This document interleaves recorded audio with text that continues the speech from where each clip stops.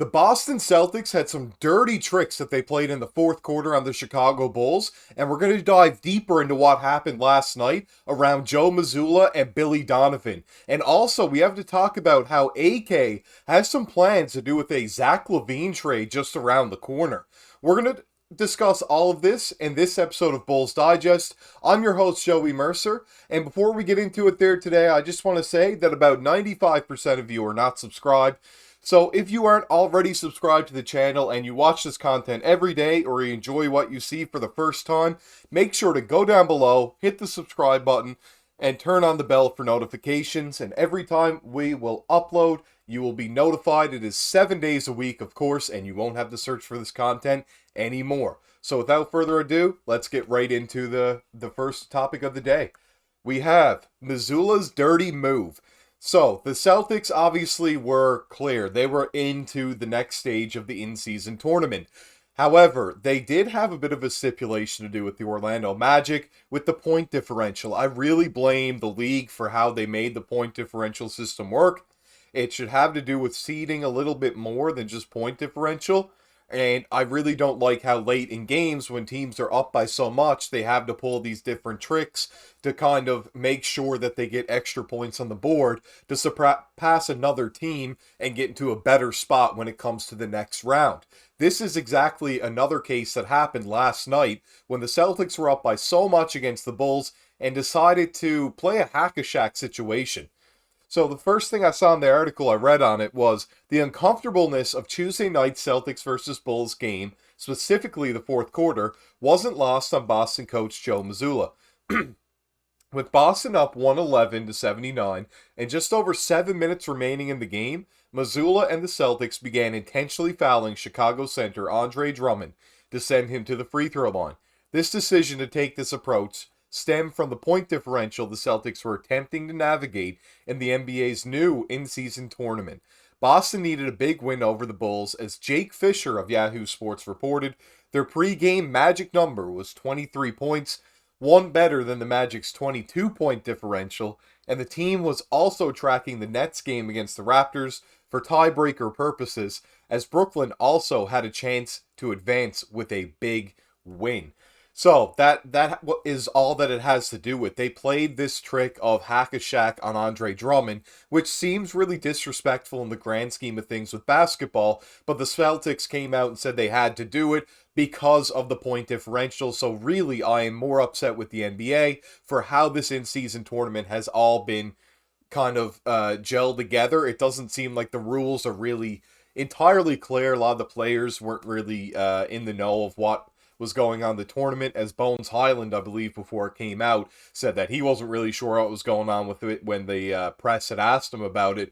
And it really goes to show that now that we got into it, there are some really odd things happening in games that cause some issues between players on different teams.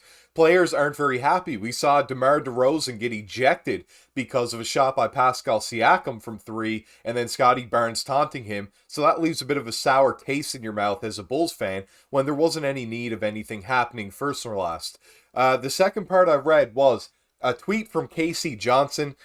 First saying Billy Donovan said Joe Mazulla was receptive to Donovan questioning him about hack a Drummond strategy. I didn't like that, Donovan said. Donovan said he had no issue with Celtics playing starters late for point differential. He was trying to protect tough look for Drummond. Mazulla just apologized to Donovan is what was updated in hallway, and also asked to be allowed to apologize to Drummond.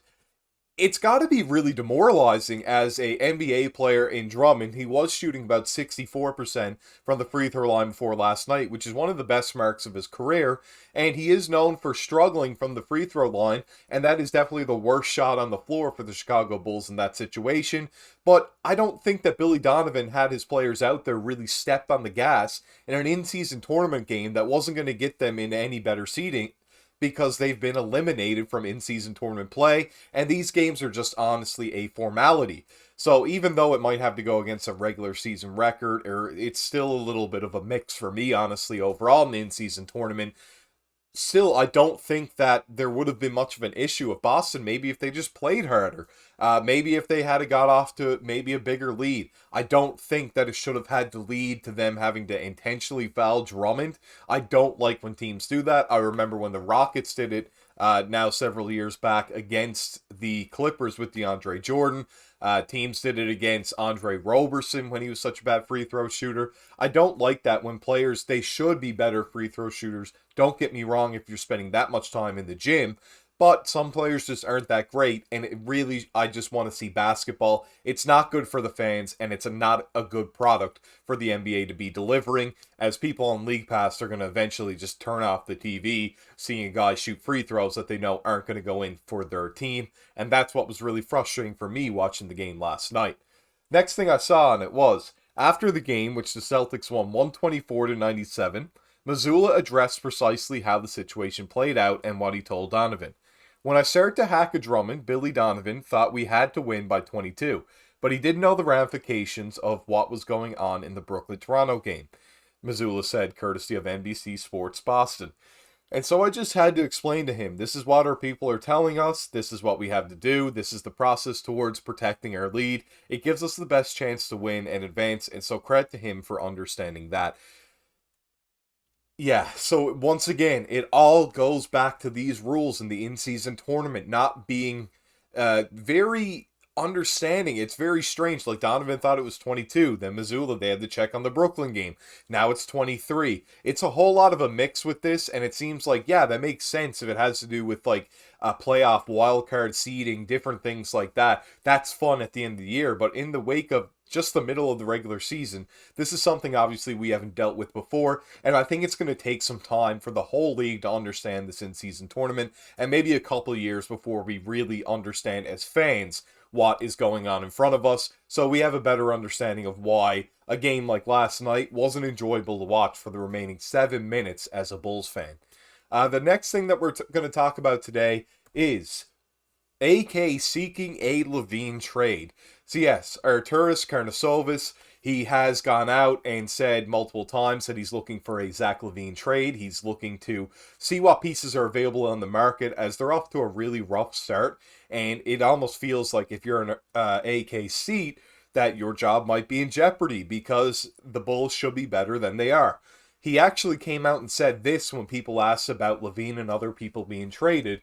He said that the main priority is to trade Zach LaVine before anyone else.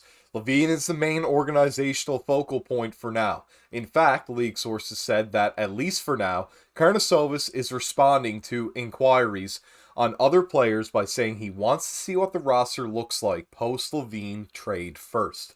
Interesting enough to see there, he really is focused on the LaVine trade first, and I think that's the right move, the right decision. Because LaVine, obviously, we had the situation in Miami, which we've talked about time and time again, of him leaving the game after a comeback win on the Heat. He joked about things to OG Anunoby, lighthearted for sure, but not in the wake of what's happening with the team and so many trade rumors looming.